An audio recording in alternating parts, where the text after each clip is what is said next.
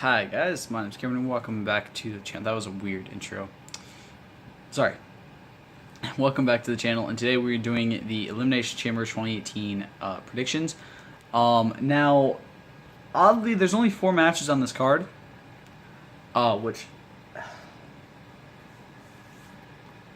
don't know how I feel about that. It's weird. There's only 4 matches on the card.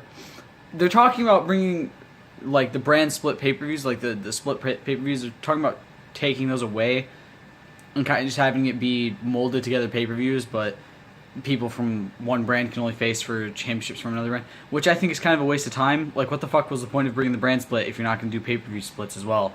I don't think in any way, shape, or form it's too many pay-per-views for anybody. It's just, I just don't think it is. I honestly loved having, 2 a month. It was fantastic. It was a really cool way to be able to see all the people you wanted to see wrestle on pay-per-views. And if they take away that and they're making it, 12 pay-per-views a month or a year, which is fine. It's still fine. But they're having it be Raw and SmackDown on both is really stupid, in my opinion. But if that's what they plan on doing, that's what they plan on doing. But if they're, until they do bring that up, they should at least have the fucking matches be long enough, or the pay-per-views be longer than they are currently. Because 4 fucking matches on a pay-per-view? Really? But we are going to get into the matches for this. First off, Ronda Rousey is signing her contract for Raw tonight, or Sunday night, at Elimination Chamber, which I'm probably going to think, which I'm thinking is not actually going to happen. I think something's going to happen. I know the guys at Cultaholic predicted, or at least Adam did, that she could end up going to SmackDown instead and feuding with Charlotte. Sets up the 4 horsewomen of MMA versus the 4 horsewomen of WWE sort of thing, which I would really like. Either way, I'm excited to see Ronda Rousey in the WWE. I don't really care too much. It's awesome. All right. First match: Bray Wyatt versus Woken Matt Hardy. Hardy. I think they're gonna kind of pull this feud until at least WrestleMania, and they're most likely gonna kind of have them trading wins. Wyatt won. What was the last Raw exclusive pay-per-view before Royal Rumble? Wyatt won at the pay-per-view before that. Then they both eliminate each other at the Royal Rumble. They've been having matches. They had a match at Raw 25, and they've been having matches back and forth for the past, 2 months, I think. 2 months, maybe more. So I feel like they're going to have Hardy win Sunday night, and then at WrestleMania they're going to have a blow-off match. And I'm thinking what's going to happen is Brother Nero, Jeff Hardy, is going to come out and help Matt win. And I think that'd be a really cool way to set up the Broken Hardys together. I think that'd be the best way to do it. He comes out in the full face paint and all that stuff. Because I think that's the best way to bring him in like that. I think he should be fine from his injury, depending on how he is, because I know he's currently in rehab, rehabbing his injury that he got a few months ago. So it depends more or less on how his rehab goes, because there's always the chance that he could not in enough time. He could obviously not be fine enough to wrestle in enough time. Hopefully he is, because I feel like that'd be a really cool way to set up Brother Nero coming in. Next we have Asuka versus Nia Jax. If Nia wins, she will be added to whatever women's championship match Asuka chooses, making it a triple threat. Asuka's winning this, no doubt about it. They're not going to have Asuka lose here to her. There are a lot of talks that they're going to have it be a triple threat match at WrestleMania still, just not have Nia get in right here. Which I guess could kind of work out in the long run. Then if they're not ready to put the belt on Asuka, they can at least have her lose, which obviously she wouldn't be losing because she wouldn't be taking the pin. They'd have her lose the match, lose her chance at the belt there, via it being a triple threat and her not getting it because of somebody else getting pinned and or somebody else pinning Alexa. Alright, the first ever Women's Elimination Chamber match for the Raw Women's Championship.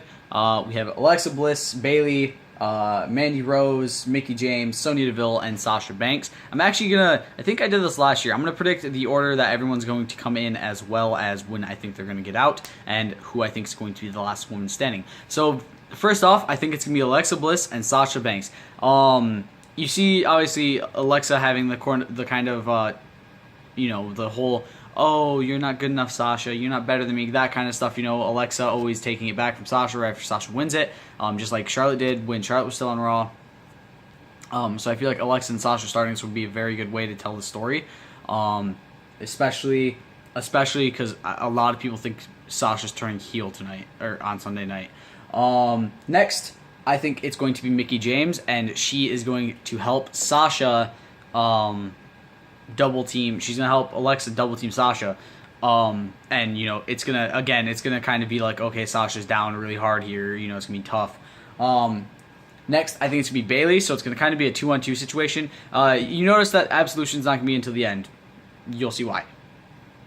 Bayley's gonna kind of help Sasha to fight back Mickie and Alexa, and it's gonna kind of be that whole thing the entire time. And then Mandy Rose is going to come in. And it's going to be, she's just going to kind of sit on the sidelines, and then she's going to come in, everyone's going to go after her. All 4 of the women are going to go after her, and then Sonya's going to come in, and she's going to try to help Mandy, but it's going to basically be 2 women, so Sasha and Bayley and or Mickie and Alexa versus Sonya, and vice versa, one of the other 2 against Mandy. First person out is going to be Mandy Rose, and then Sonya Deville. It's not a very good showing for Absolution, I know, but it's gonna kind of come into play later on, because I feel like if they do a triple threat for the Raw Women's Championship at WrestleMania, I don't think it's gonna be Nia getting put in there. I think it's gonna be Sonya Deville, potentially. Now again, I could get these predictions for the eliminations wrong. Sonya could end up lasting the entire time and getting out last. But I feel like it's gonna kind of be like, even when you have somebody watching your back, you still end up losing it. You know what I mean? All right. And then I think Mickie is gonna turn on Alexa. I think she's gonna immediately go for a McDT right on the outside. Which again, it's more protective nowadays. But if it was not, it'd be a lot more badass. But she's gonna go for McDT on the outside, and then she's gonna try to pin her, but it's only gonna be a 2 count. And this is gonna kind of start Alexa getting pissed off at Mickie, and it's gonna further into later on in the match. Next, I think Sasha is going to make Bayley tap out. Now here's what I'm thinking. This is what's gonna happen. You're gonna see Sasha and Bayley kind of on one side, and then Mickie and Alexa on the other. Then Mickie and Alexa are gonna kind of come back to go towards Sasha and Bayley, and right as Bayley's about to go attack Mickie, Sasha hits her with the bank statement, makes her tap out, and this sets up for Sasha's heel turn and or Bayley's heel turn. Either one would be fine if after the match one attacked the other, to have a match for them at WrestleMania. Then it's going to be Mickie, Sasha, and Alexa, and Mickie are going to double team Sasha, and Sasha's going to be out. So if you're not sure what the elimination order has been, it's been Mandy, Sonya, Bayley, Sasha. Then it's going to be obviously Mickie and Alexa left. Now you're going to kind of wonder, okay, what's about to happen, because one of them's going to have to turn on the other. And then you immediately see Mickie go for McDT, but it gets reversed by Alexa. They kind of have some back and forth. They'll have some back and forth fighting, I'm predicting, and then Alexa's going to end up retaining. So Alexa's going to be the first ever winner of a women's elimination chamber, and not only that, she's going to be the first person to go, the first woman to ever go coast to coast in an elimination chamber. And I think it'd be a kind of really cool way to set up. Now, I'm not the biggest Alexa fan, and you guys know this, but I think it's what they're probably going to be planning. Either that, or she's dropping the belt like it's been predicted, which she could potentially be dropping the belt to Sasha. But I'm going to stick with Bliss. I don't think Sasha's winning it, because it's going to be Sasha wins, and then she loses the belt right after. So, yeah. Next, we have the first ever men's 7-man elimination chamber. Number 1 entrant is The Miz, and number 7 is Elias. So yeah, let's get into this. So I think the people who are going to be starting off are going to be Miz, Roman, and Strowman. That rhymed. I think The Miz is going to start off in the triple threat, because it's going to be a triple threat to start it with Roman and Braun. And I think it's going to be Miz and Roman are going to kind of keep having their back and forth bullshit where they're kind of attacking each other, and then they're going to remember Braun's in here. Let's go after him. And then they're both going to try to double team him. It's not going to really work. Then I think Cena's going to be out next, and he's going to help them also go after Braun. It's basically going to be everybody ganging up on Braun at the start, because that's probably the only way they're going to get him eliminated. And they're all going to keep going after him. Braun's going to get a few power slams here and there into everybody. Probably, I'm thinking he's going to power slam Miz off of the cage. So he's going to run him into the cage and then turn around and power slam him down. Because I feel like that'd be the person to have that done to. Next is going to be Seth. Seth's going to come in, and as Roman is about to be thrown through a pod, Seth comes in and saves him from Braun, kind of showing that the Shield is still strong. Next comes in Finn, and again, everyone's still going after Braun at this point, trying to get him out as best as you can, which is something I feel like they're not going to do because they're stupid. I feel like Braun's going to start this match, and everyone's going to be going after each other instead of going after Braun because people are stupid. And then finally, Elias will enter after probably playing his guitar the entire time. A lot of people are thinking that's what's going to happen since he's Elias. He's going to be in his pod playing the guitar the entire time, come in. And I think if he is doing that, he's going to come in and smash Braun with the guitar. Obviously, he's going to smash the guitar over Braun. And then I think everyone's going to hit their finishers on Braun. Doesn't matter what order, just everyone ends up hitting it. Coup de grace gets hit, the ripcord knee gets hit, a spear, maybe a Superman punch. I think that The Miz, Roman, and Seth are all going to team up to do a Shield triple powerbomb. And I know that's weird. Everyone's like, I told my uncle about this. I said, I'm like, watch, they're going to end up doing a Shield triple powerbomb. That's how he's going to end up getting out. And I think that's what's going to happen is they're going to end up having Miz help them with a Shield triple powerbomb on Braun, and then Braun's going to get eliminated by probably Roman pinning him. So Strowman will be the first person out, and there's probably a lot of people who are like, you're a fucking asshole. Why do you think Strowman's going to be out first? Strowman's not going to be out first. He's going to win. Shut up with your fucking bullshit. I don't want Strowman to win. A lot of people don't want Strowman to win. Don't try to think that everyone wants fucking Strowman to win or that everyone likes Strowman. He's a sucky fucking piece of shit. Continuing on. Right after that, The Miz is going to immediately try to hit a skull-crushing finale on to Seth. Roman is going to save him with a Superman punch. Out goes The Miz. The reason being is because I'm pretty sure they're trying to set up The Miz versus Strowman for an IC Championship match at WrestleMania. So The Miz being out second kind of goes back to what Strowman did to him Monday night on Raw after the Gauntlet match. Then the Miztourage will come to help Miz, down the ramp, and then Strowman's going to attack the three of them. Probably hit some power slams up on the stage and the ramp to kind of set up for a WrestleMania match. So that's 2 people out, 4 people left. Sorry, 5 people left. Next, I think Cena is going to be out by Elias. Now, a lot of people are probably going to be like, really, you think Cena? Trust me, I think Cena is going to be out by Elias. I think if anyone's going to get Cena out in this match, it's probably going to be Elias. Either that or Roman. One of those two will be the one to get Cena out. It kind of plays into that whole storyline of Elias for Cena some more. There are rumors that Cena is facing The Undertaker at WrestleMania, so he's definitely not winning this match. Although I'm guessing if Undertaker can't, they'll probably set up for Elias versus Cena at WrestleMania, which wouldn't be a bad match. They've had pretty fantastic matches already, so... but yeah, I think Elias and or Roman is going to be the one to get Cena out. So the final 4 are Finn Balor, Seth Rollins, Roman Reigns, and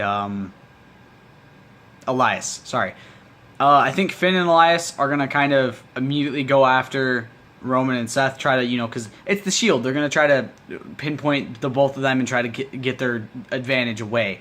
And it's going to keep setting that up and all that. It's going to keep fighting. They're going to keep fighting. I think eventually what's going to happen is it's going to be Elias and or Finn. I think it's going to be Finn, Seth, and Roman after Roman gets Elias out after a monumentally huge spear.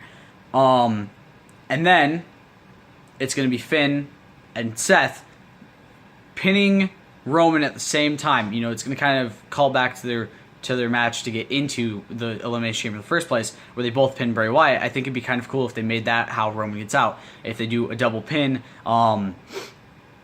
Seth is more or less not going to really be thinking about it. He's going to go straight for a pin after seeing Roman down. He's like, he's my friend, but this is kind of payback for the Royal Rumble. I think there's going to be a lot of buckle bombs into the Elimination Chamber as well, including to Roman. So yeah, and that's gonna be Finn and Seth is gonna be the final two to enter the Elimination Chamber. Qualifying matches against each other.